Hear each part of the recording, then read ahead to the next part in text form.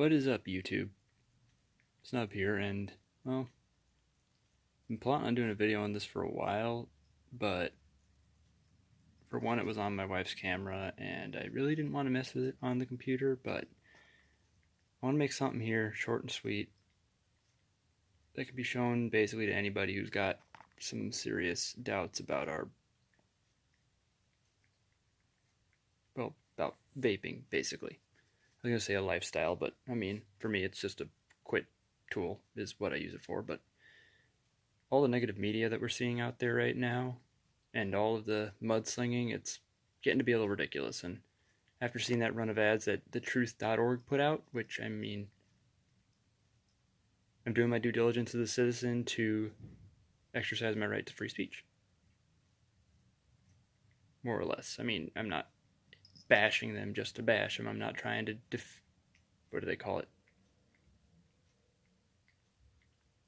Defamity? Something like that? Anyways, where they can go after you for attacking their character. It's not the way I roll.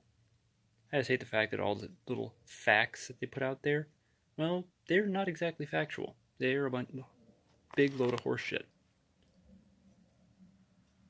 So this is basically going to go on for, I'm going to try to keep it under 5 minutes, just so it's something that when you have relatives that if they find out, you tell them that you're using vapes to quit smoking or quit a nicotine dependency, and they're the morons that decide to just Google it and believe any of the clickbait and trolls that pop up right off the bat that say it's harmful, it's deadly, it's just as bad as cigarettes, blah, blah, blah, blah, blah. This is something you can show them towards. So, here goes the shotgun.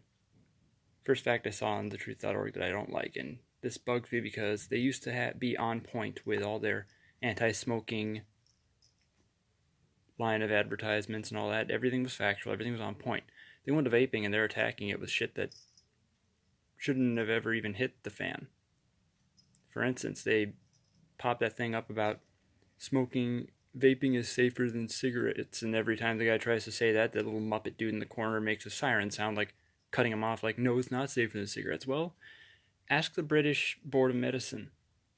I know the US FDA hasn't decided to do any testing because they're probably afraid of what they'll find, given that I would doubt that their hand is in the pocket of big tobacco, but the Brits, they didn't waste any time. You know, the British, they love their cigarettes, and when vaping came out, their medical directorate went straight for it, and what did they find? Vaporizing is 95% less harmful than cigarettes. So why would you bash somebody about that? I mean, I get it if you've got kids that decide to jump into it like it's the new fad. That's not good. I don't condone that at all. When kids start it and they haven't had a dependency of nicotine for any reason, shape, or form, that's not good. That is misusing a tool. That's like trying to use a knife to screw in a flathead screw. You're going to break the knife, you're going to hurt yourself, and it's not what it's made to do. Same with vaporizers. Now, I'm probably going to post this link pretty soon, but there's a guy on here called Grim Green. He does what's called the 510 report, and if you listen to the facts that are based in that, he goes at it with a no-nonsense perspective. He doesn't go after it like, oh man, this is lying, this is bullshit, these are guys that are just playing to please the man, crap like that. No. He just lays out the facts for people and shows them why either he believes they are false or the proof he has that they are false. That's where I found all of the evidence from the British, I don't remember what it's called, it's like the Department of Medicine or something, but anyways, the UK's medical head honchos that basically advocate it as a quitting tool. He's also found posts by the American Heart Association, Lung Cancer Association, quit plan groups and all that off of Twitter that say the same thing.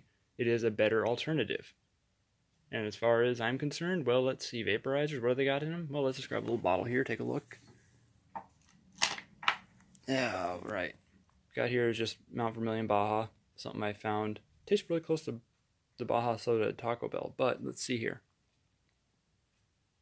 Alright, it's got vegetable glycerin, propylene glycol, natural flavorings, nicotine. That's it. And that's supposed to be just as bad as cigarettes? I mean, seriously. They don't print ingredient lists on a cigarette, but I remember from high school, middle school, all those anti-smoking campaigns. This has got, what? 4 ingredients. What do cigarettes have? Closer to 2 dozen. And if you think about it, half of those 2 dozen ingredients in high concentrations are basically poisonous. I mean, they've got arsenic in them, for God's sake. That is one of the most poisonous substances known to man, right up there with cyanide. And you're ingesting it. And that's supposed to be as deadly as, well, let's see, something derived from vegetables, flavor, propylene glycol, which, I mean, it's people have made the big bitch about, oh my god, the propylene glycol is an antifreeze, it's deadly, it's poisonous. Not in this concentration. If you look at many over-the-counter topical medicines, even some you take orally, like for sleep aids or aspirin, a bunch of them have propylene glycol in them. And they're meant to be ingested. So, take it with a grain of salt as you will. Now,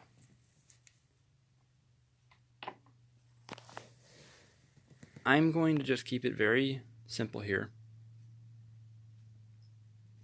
Vaping isn't as bad as the public is being led to believe. And truth.org needs to get back to telling the truth. Or at least not trying to weigh it in a way that is horrible. I mean, the other ad that got my goat was the one where they were talking about, did you know a Juul pod has over 20 cigarettes worth of nicotine in it? And the guy that's a vapor that's in the commercial acts like he has a mind-blown incident. To anybody that's got half a brain, it's a no-shit situation.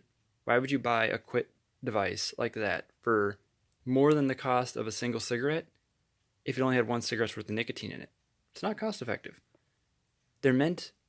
Most cigarettes and e-cigarettes and vaporizers are meant to be a multi-cigarette substitute. You're supposed to get more than 1 cigarette's worth of nicotine out of them. That's why a Juul pod has 20 cigarettes worth of nicotine in it. They got that fact right. But it's not a bad thing. For the price of less than a pack of cigarettes, you've got a pack of cigarettes in the damn Juul pod. And it's healthier. Or, to even get slandered, not as deadly. So, I'll probably post a little more in depth on what I found out about this because, my wife was leery about it. My mother-in-law went off the rocker. She's one of the ones that,